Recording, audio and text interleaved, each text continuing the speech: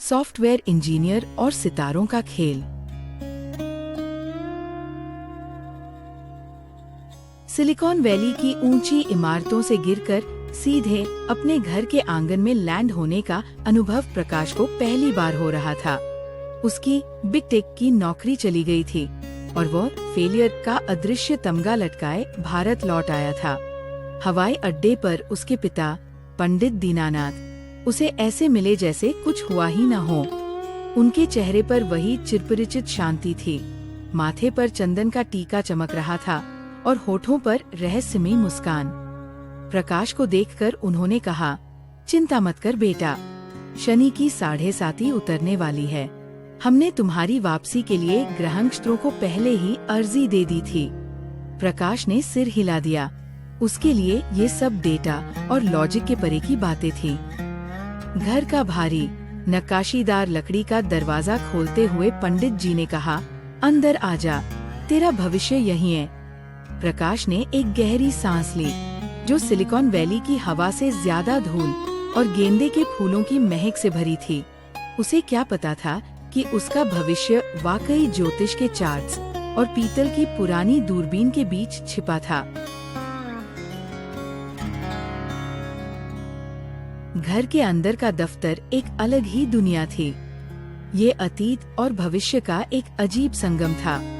एक तरफ दीवारों पर सदियों पुराने ज्योतिषीय चार्ट और देवी देवताओं की तस्वीरें थीं, तो दूसरी तरफ पंडित दीनानाथ की पीतल की बड़ी दूरबीन कोने में शान से खड़ी थी। पंडित जी अपने मोटे बही खातों में कुछ लिखने में व्यस्त थे। प्रकाश ने कमरे का जायजा लिया। उसकी नजरें धूल भरी किताबों और हाथ से बने चार्ट्स पर टिकी थी। उसने अपने पिता से पूछा, पापा, आप अभी भी ये सब हाथ से करते हैं? इसका कोई डेटाबेस, कोई सॉफ्टवेयर नहीं है? पंडित दीनानाथ ने चश्मा उतारकर मुस्कुराते हुए कहा, बेटा, ये डेटा नहीं, दैव है। इसे समझने के लिए सॉफ्टवेयर नहीं, साधना चाहिए। कुछ दिनों बाद पंडित जी ने घोषणा की कि उन्हें एक लंबी तीर्थयात्रा पर जाना है। तब तक तू दफ्तर संभालना, बस ग्राहकों का ध्यान रखना, उन्होंने हिदायत दी। प्रकाश के कानों में संभालना शब्द एक चुनौती की तरह गूंजा। उसने उस कमरे को देखा और फैसला किया कि अब इस दैव को डेटा में बदलने का वक्त आ गया है। पंडित जी के जाते ही प्रकाश मिशन मोड में आ गया। पहला कदम, डिजिटाइजेशन। उसने रात दिन एक करके अपने पिता के पुराने बही खातों को स्कैन किया और एक CRM, customer relationship management software बनाया। अब हर क्लाइंट की एक डिजिटल प्रोफाइल थी, जिसमें उनकी जन्म तिथि से लेकर पिछली समस्याओं तक का रिकॉर्ड था। उसने एक वेबसाइट भी लॉन्च की, astrologic.ai। वेबसाइट का स्लोगन था, आपके भविष्य का लॉजिकल विश्लेषण। Online appointment booking, payment gateway, सब कुछ चकाचक। उसने अपने पिता के हाथ से लिखे नोट्स को पढ़कर एक एल्गोरिदम बनाने की कोशिश शुरू की। अगर गुरु 7वें घर में हो और मंगल की दृष्टि पड़ रही हो, तो विवाह में 34.7% विलंब की संभावना है। वह इस काम में इतना खो गया कि उसे ये एहसास ही नहीं हुआ कि वह ज्योतिष को एक सॉफ्टवेयर डीबग करने की समस्या की तरह देख रहा था। उसके लिए हर इंसान की कुंडली एक कोड थी, जिसमें कुछ बग्स थे जिन्हें ठीक करना था। पहला डिजिटल क्लाइंट एक सज्जन थे, जो अपने बेटे के करियर को लेकर चिंतित थे। प्रकाश ने उनकी कुंडली अपने सॉफ्टवेयर में डाली और स्क्रीन पर देखते हुए आत्मविश्वास से कहा, देखिए अंकल, आपके बेटे का वीनस थोड़ा वीक है, जिससे क्रिएटिव फील्ड्स में सक्सेस का प्रोबेबिलिटी इंडेक्स कम है। मेरा सुझाव है कि आप उन्हें डेटा साइंस में डालें। अगले 2 साल में बृहस्पति का ट्रांजिट उनके 5वें घर से होगा, जो एनालिटिकल स्किल्स के लिए 92.3% फेवरेबल है। सज्जन ने उलझन में सिर खुजाया, बेटा, पर उसका तो संगीत में मन लगता है। प्रकाश ने उन्हें बीच में ही टोक दिया, मन? अंकल, डेटा देखिए, मन तो एक वेरिएबल है, उसे बदला जा सकता है। करियर का सवाल है, इमोशनल मत होइए। वह बेचारे सज्जन मुंह लटकाए चले गए। उन्हें पंडित दीनानाथ की कमी खल रही थी। जो कहते थे, अरे शुक्र कमजोर है तो क्या हुआ, सरस्वती जी का आशीर्वाद है बच्चे पर, रियाज करने दो, सब ठीक हो जाएगा। प्रकाश को लगा कि उसने एक और टिकट सफलतापूर्वक क्लोज कर दिया है। धीरे धीरे astrologic.ai की ख्याति फैलने लगी, मगर गलत वजहों से। लोग कहते, पंडित जी का लड़का है तो बड़ा होशियार, कंप्यूटर पर सब बता देता है, पर उसकी बातें सिर के ऊपर से निकल जाती हैं। सबसे बड़ी चुनौती तब आई जब उनकी सबसे पुरानी और अमीर क्लाइंट मिसेस सक्सेना आई।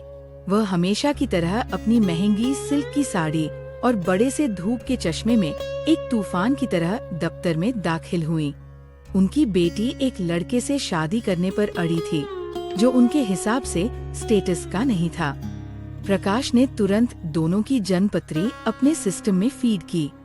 कुछ देर कीबोर्ड पर उंगलियां चलाने के बाद उसने घोषणा की, मिसेस सक्सेना, मेरे एनालिसिस के अनुसार इन दोनों की कंपैटिबिलिटी स्कोर 68% है। ये ऑप्टिमल नहीं है, पर मैनेजेबल है।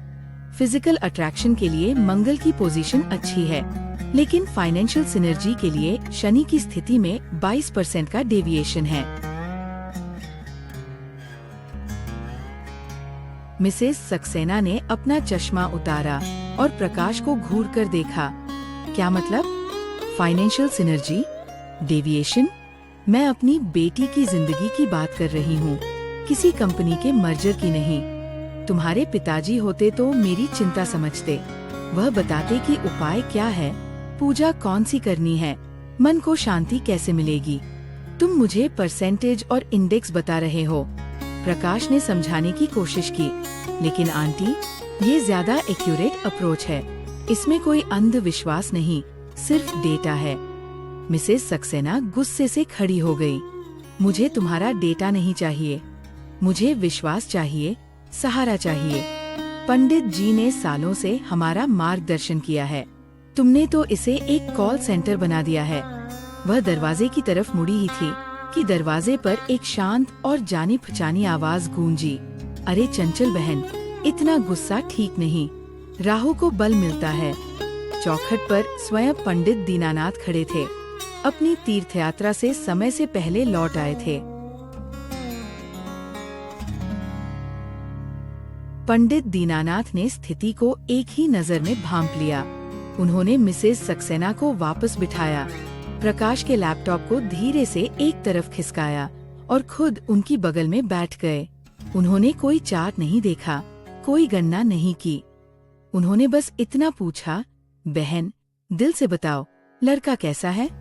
मिसेस सक्सेना की आंखों में आंसू आ गए। उन्होंने कहा, लड़का हीरा है भैया जी, मेरी बेटी को बहुत खुश रखता है, बस दुनिया क्या कहेगी। पंडित दीनानाथ ने उनके सिर पर हाथ फेरते हुए कहा, दुनिया तो तब भी कहेगी जब बेटी दुखी रहेगी। बृहस्पति की कृपा है कि उसे प्यार करने वाला मिला। तुम बस बेटी के सिर पर हाथ रखो और कहो, खुश रह, बाकी ग्रह मैं संभाल लूंगा।